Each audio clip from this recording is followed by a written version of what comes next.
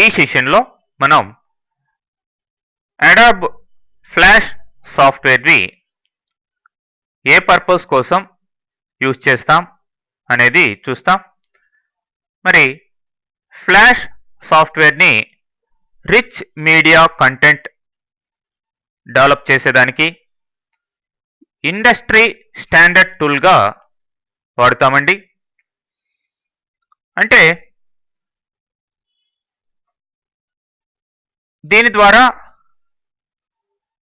Web అప్లికేషన్స్లో కావచ్చు, లేదంటే desktop అప్లికేషన్స్లో కావచ్చు, యానిమేషన్స్ తయారు చేసుకోవచ్చు.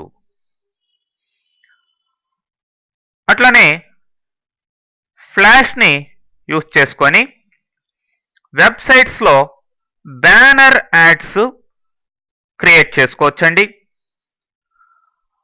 అట్లనే వీడియో కంటెంట్ని డెలివరీ చేసేదానికి కావచ్చు,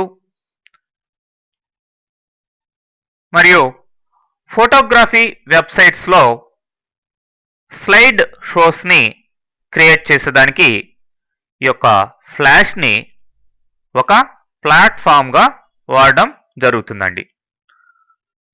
అంటే సింపుల్గా చెప్పాలంటే యానిమేషన్స్, బ్యానర్ యాడ్స్, అట్లానే స్లైడ్ షోస్ మనం వెబ్ అప్లికేషన్స్, డెస్క్టాప్ అప్లికేషన్స్లో ఎంత సింపుల్గా ఎఫెక్టివ్గా తయారు చేసుకోవాలో అంత ఎఫెక్టివ్గా మనం ఈ ఫ్లాష్ని యూజ్ చేసి క్రియేట్ చేసుకోవచ్చు అని చెప్పవచ్చండి. ప్రస్తుతం మనం వాడుతున్న ఫ్లాష్ వర్షన్ CS6 అండి. ఇప్పటి వరకు ఇదే లేటెస్ట్ వర్షన్. ఓకే, నెక్స్ట్ సెషన్లో దీని యొక్క ఎన్విరాన్మెంట్ ఎలా ఉంటుంది అదంతా కూడా చూస్తాం.